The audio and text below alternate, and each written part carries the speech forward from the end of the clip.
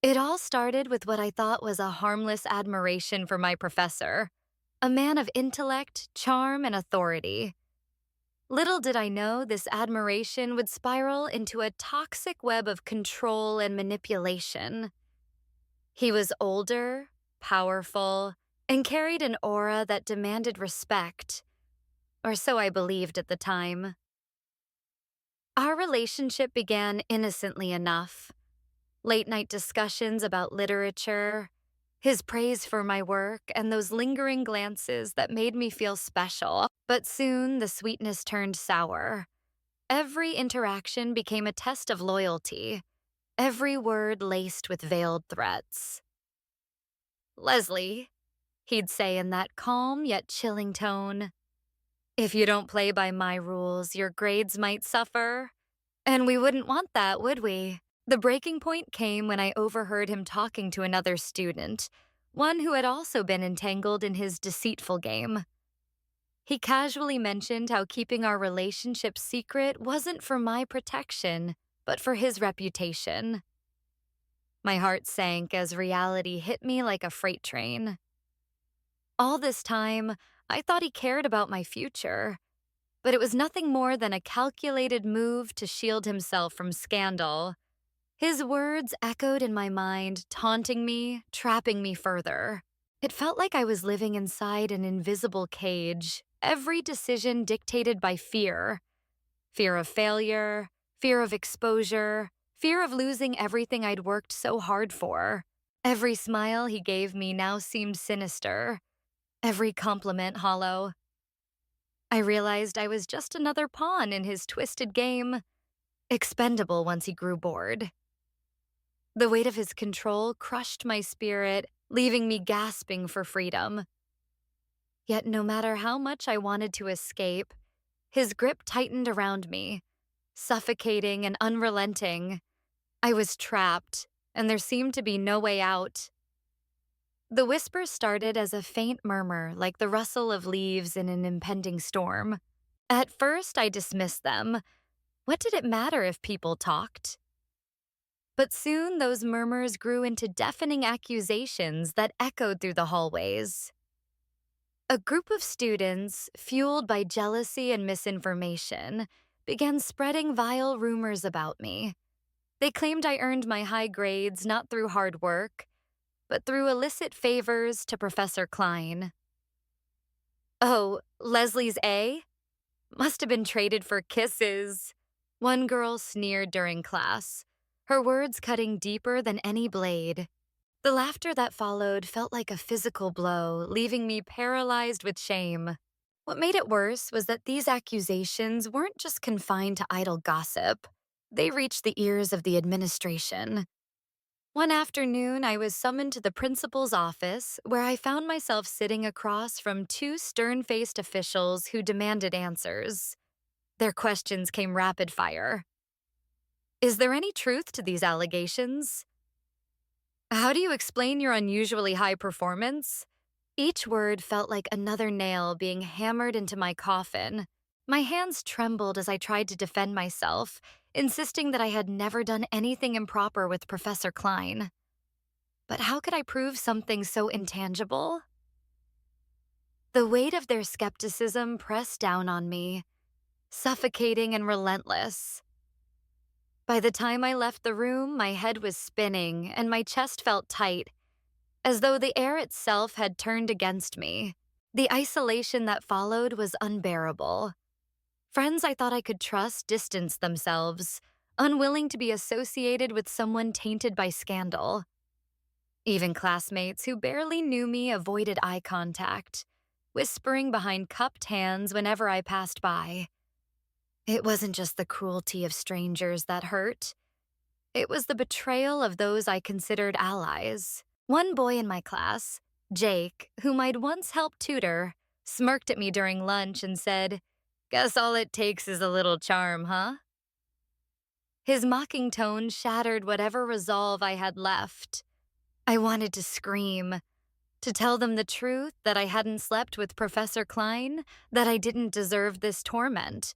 But my voice caught in my throat, drowned out by fear and humiliation.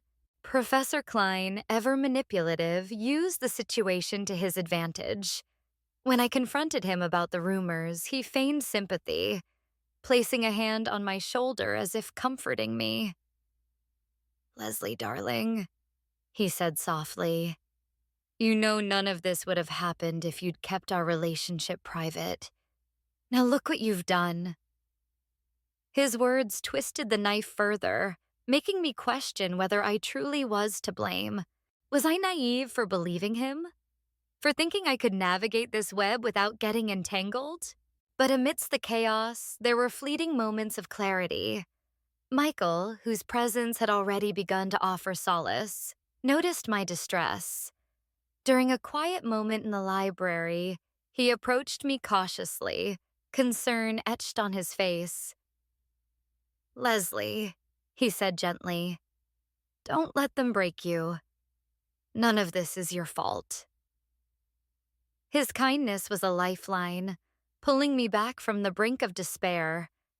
Yet even as he offered support, I couldn't shake the feeling that accepting his help might make things worse. What if the rumors spread to include him too? Could I bear the guilt of dragging someone else into my mess? As days turned into weeks, the pressure mounted. Every glance, every snicker, every sidelong glare reminded me of the invisible chains binding me to Professor Klein. The world seemed determined to punish me for a crime I hadn't committed. And yet, deep down, I knew I couldn't give up. Not now. Not when the truth still flickered like a fragile flame within me. The first time I met Michael, it was as if a ray of sunlight pierced through the suffocating darkness that had enveloped my life. He wasn't like anyone else. His confidence was quiet but unwavering, and his kindness felt genuine in a way that made me question whether such sincerity still existed in the world. We crossed paths in the library, where I often hid to escape the whispers and judgmental stares of classmates. Michael noticed me immediately, his eyes locking onto mine with an intensity that startled me. "You look like you could use some coffee," he said casually, gesturing toward the campus cafe. His tone was light, almost playful, yet there was something profoundly comforting about it. I hesitated at first, glancing around nervously. The last thing I needed was more gossip spreading about how Leslie Albert couldn't even keep her head down anymore. But Michael didn't seem fazed by the curious glances or the hushed murmurs from nearby students. Instead, he smiled warmly and added, "Don't worry about them. You deserve a break." That simple reassurance melted away years of fear and self-doubt. For the first time in months, I allowed myself to breathe, to believe that maybe, just maybe, I wasn't completely alone. Our conversation flowed effortlessly, as though we'd known each other for years. Michael listened intently, never interrupting or judging, and when I stumbled over my words, he gently encouraged me to continue. By the end of our meeting, I found myself smiling, a rare occurrence lately, and agreeing to meet him again later that week. It wasn't until after he left that reality crashed back down on me. What was I doing? How could I risk everything? The grades, the reputation, the fragile peace I'd managed to maintain for someone I barely knew. But then came the turning point, the moment that solidified Michael's place in my chaotic world. As we walked out of the cafe together during our second encounter, Professor Klein appeared out of nowhere. His face twisted into a mask of fury, veins bulging on his temples as he stormed toward us. "What is this?" he demanded, his voice low but laced with venom. "Leslie, what are you doing with him?" I froze, unable to respond while Michael stepped slightly in front of me, shielding me from the professor's wrath. "Sir," Michael began calmly, "we're just having a conversation. No harm done." "No harm?" Klein spat, his eyes narrowing dangerously. "Do you have any idea who I am? Do you think I won't act if she continues this foolishness?" Turning to me, his expression softened, but only enough to manipulate me once again. Leslie, darling, you know what's best for you. Don't throw everything away for this. His words dripped with disdain, and I felt my resolve wavering under the weight of his gaze. Later that evening, he cornered me in his office, slamming the door shut behind him. "If I see you with him again," he growled, "you'll be expelled before the sun rises. Is that clear?" The threat hung heavy in the air, choking me like smoke. Yet beneath the fear, a spark of defiance ignited within me.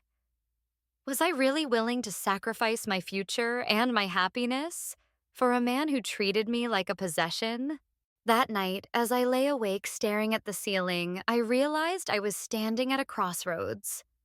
On one side stood Professor Klein, powerful, manipulative, and toxic. Choosing him meant staying trapped in a cage of lies and control. On the other side was Michael, kind, patient, and full of hope. With him, I glimpsed a life free from fear and manipulation, but it came at a cost. Pursuing happiness meant risking everything I'd worked so hard to protect. As dawn broke, I made my decision. I wouldn't let fear dictate my choices anymore. Not when Michael offered me a chance to break free. Not when true love waited on the horizon. The war within me raged like a storm, tearing apart every semblance of peace I had managed to grasp. My mind was a battlefield, with memories of Professor Klein and the growing pull toward Michael clashing violently. I couldn't stop thinking about the early days with Klein, the way his voice softened when he called me special, the late-night conversations that made me feel seen and valued. Those moments were intoxicating, addictive even, but now they felt like fragments of a dream, fading under the harsh light of reality. What I once thought was love revealed itself as control, a calculated game where he held all the cards. The man who whispered sweet nothings in my ear was also the one who threatened my future if I dared defy him.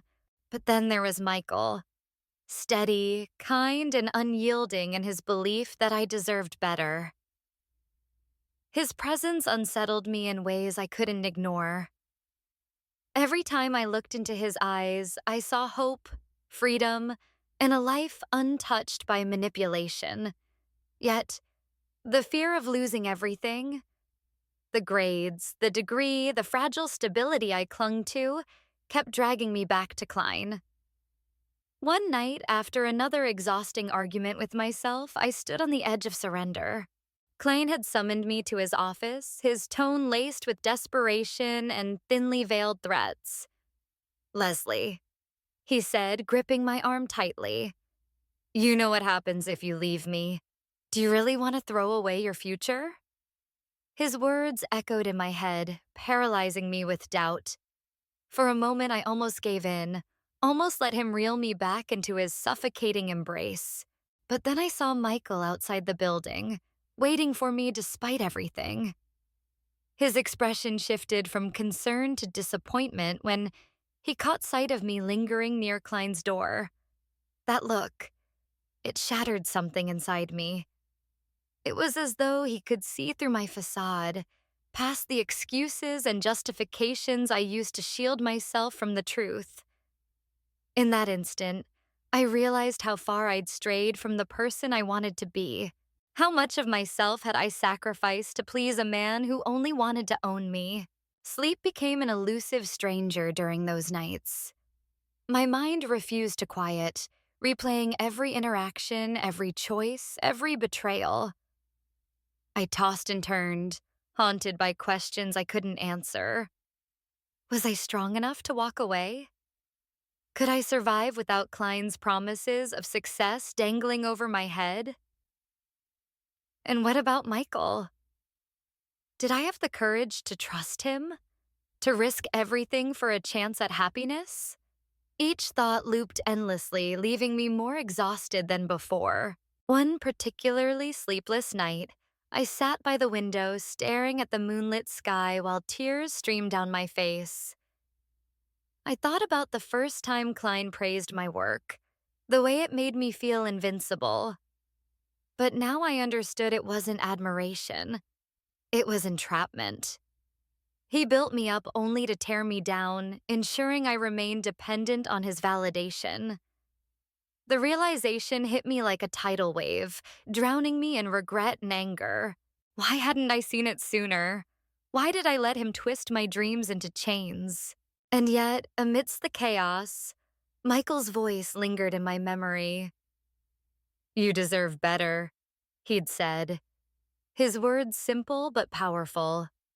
They were a lifeline in the darkness, pulling me toward a version of myself I barely recognized anymore. I began to imagine a different future, one where I didn't live in constant fear, where I could laugh freely and love without conditions. Could I truly leave Klein behind? Or would his shadow loom over me forever? As dawn broke, I resolved to confront the truth. No matter how painful or terrifying, I had to face the reality of who Klein was and who I wanted to become. With Michael waiting patiently on the sidelines, offering silent support, I found the strength to take the first step toward reclaiming my life. It was supposed to be a routine visit, a quick stop by Professor Klein's office to clarify some lingering questions about my thesis. But as I approached the half-open door, the sound of laughter stopped me in my tracks. It wasn't just any laugh. It was high-pitched and flirtatious, instantly recognizable. My stomach churned as I peeked inside, and what I saw shattered every ounce of trust I had left in him. There he was, Professor Klein, sitting casually on the edge of his desk, his arm draped over the shoulder of none other than Emily, the freshman who had mocked me mercilessly for sleeping with him. Her voice dripped with sweetness as she leaned into him, her hand resting provocatively on his chest. The sight hit me like a freight train, knocking the air out of my lungs. How could this happen? The same girl who sneered at me during class, calling me desperate and pathetic, was now cozying up to the very man she condemned me for loving. Betrayal surged through me, hot and suffocating, mingling with humiliation. I wanted to scream, to storm in and demand answers, but my body refused to move. Instead, I stood frozen, watching as they exchanged whispers that made my skin crawl. When Klein finally noticed me standing there, his face paled, but only for a second. He quickly recovered, smoothing his expression into one of practiced calm. "Leslie," he said, his tone laced with false concern, "this isn't what it looks like." "Oh, really?" I managed to choke out, my voice trembling with anger and disbelief. "Then what exactly is it?" Emily smirked, clearly enjoying the drama unfolding before her. She crossed her arms smugly as if daring me to challenge her presence. Klein shot her a warning glance before turning back to me, his eyes pleading. "She came onto me," he insisted, his words dripping with desperation. "You're the only one who truly matters to me, Leslie. You know that."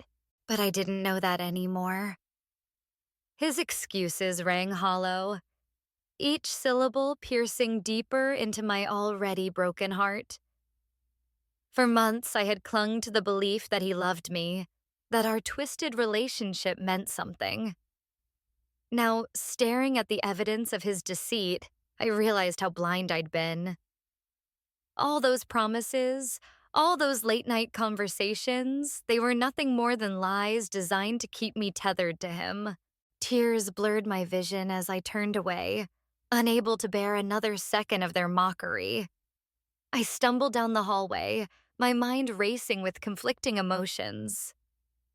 Part of me wanted to confront him, to expose him for the manipulative predator he was.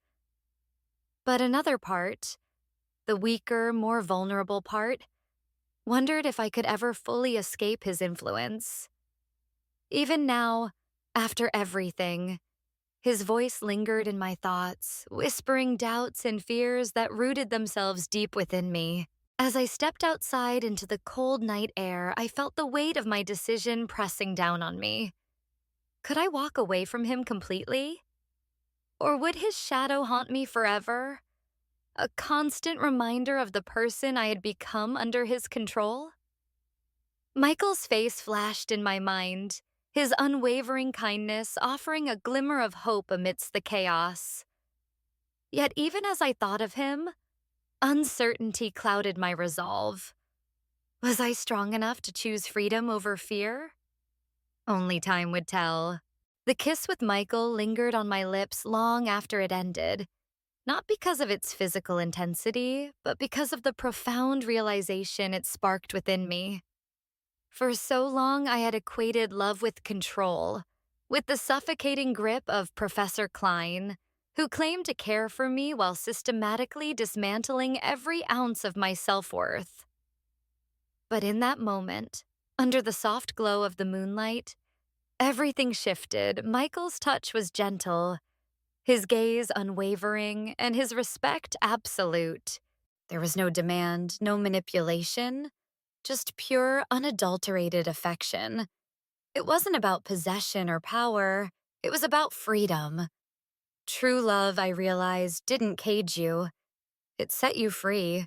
As the night air wrapped around us, I felt a weight lifting from my shoulders, one I hadn't even realized I'd been carrying.